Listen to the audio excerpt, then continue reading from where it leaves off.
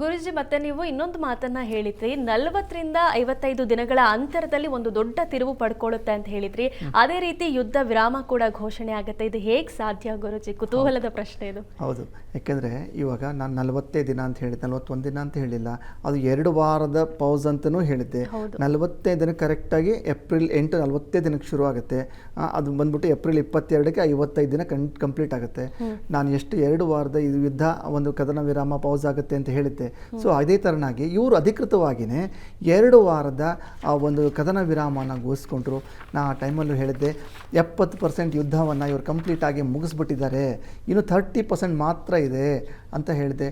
ಆ ಹಿಂದೆ ನಡೆದಿರುವಂತಹ ಘೋರ ಪ್ರಮಾಣಕ್ಕೆ ಯುದ್ಧ ಮುಂದೆ ನಡೆಯಲ್ಲ ಇವರು 3 ಜನಗಳ ಮಧ್ಯೆ ಅಂತಲೂ ಕೂಡ ಹೇಳಿದ್ದೆ.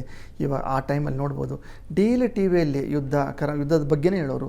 ಇರಾನ್, ಅಮೇರಿಕಾ, ಇಸ್ರೇಲ್ ಈ ಯುದ್ಧ ಟಾಪಿಕ್ ಕೇಳಿ ಎಲ್ಲರಿಗೂ ಬೇಜಾರಾಗಿತ್ತು. ಯಾವಾಗಿದ್ದು ಮುಗಿಯುತ್ತಪ್ಪ ಅಂತಂದಿದ್ರು. ಸೊ ಈ ಬ್ರಹ್ಮಾಂಡವೇ ಒಂದು ಕ್ವಶನ್ ಮಾರ್ಕ್ ಆಗಿತ್ತು.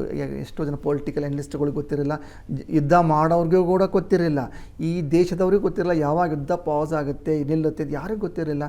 ಎಲ್ಲರೂ ಒಂದು ಭಯ ಭೀತಿಯಿಂದ ಬದುಕೊಂಡಿದ್ರು. ಆ ಟೈಮಲ್ಲಿ ನಾವು ಎಲ್ಲರ ಮೈಂಡಲ್ಲಿ ಒಂದು ಡಾಟ್ ಇಟ್ವಿ, ಈ ಪಾಯಿಂಟ್ ಸ್ಟಾಪ್, ಫುಲ್ ಸ್ಟಾಪ್ ಈ ಯುದ್ಧ ಅಂತ ಎಲ್ಲರ ಮನೆ ಇಟ್ಕೊಂಡಿದ್ವಿ. ಸೊ ಸುಮಾರು ಜನ ಮೆಸೇಜ್ ಮಾಡಿ ಕೇಳ್ತಾನೆ ಇದ್ದಾರೆ ಸಂಸ್ಥೆಗೆ, ಏನು ಗುರುಜಿ ಕರೆಕ್ಟ್ ಆಗುತ್ತಾ, ಏನಾಗುತ್ತೆ, ಎಲ್ಲರೂ ಹೇಳಿದ್ರು ಆ ಟೈಮ್ ಕಾಯಿರಪ್ಪ ಅಂತ ಹೇಳಿದ್ವಿ. ಸೊ ಆ ಟೈಮ್ ಬಂತು. ಇವಾಗ ನೋಡ್ಬೋದು ಅಲ್ಲಿಂದ ಪಾಸ್ ಅಂತ ಆಗಿದ್ದು ಯುದ್ಧದ್ದು ಕ್ರಮೇಣವಾಗೆಲ್ಲ ನಿಂತೇ ಹೋಗಿದೆ.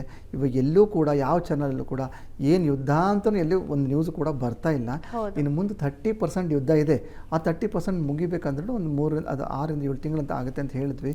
ಸೊ ಅದು ಕ್ರಮೇಣವಾಗಿ ಅದು ಕೂಡ ಕ್ಲೋಸ್ ಆಗಿ ಯುದ್ಧ ನಿಲ್ಲಲ್ಲ, ಪಾಸ್ ಆಗುತ್ತೆ, ಶಾಂತ ಆಗುತ್ತೆ. ಯಾಕಂದರೆ ಇವ್ರ ಮಧ್ಯೆ ಯುದ್ಧ ಈಗಿಂದೆಲ್ಲ ಶತಮಾನಗಳಿಂದ ಯುದ್ಧ ನಡೆದಿದೆ ಇವ್ರದ್ದು. ಸೊ ಹಾಗಾಗಿ ತಕ್ಕ ಮಟ್ಟಿಗೆ ನಿಂತು ಮತ್ತೆ ಸ್ಥಗಿತ ಆಗುತ್ತೆ. ಆದರೆ ಇಲ್ಲೇನಂತ ಇನ್ನೊಂದು ನಾನು ಪ್ರಿಡಿಕ್ಷನ್ ಕೊಟ್ಟಿದ್ದೆ.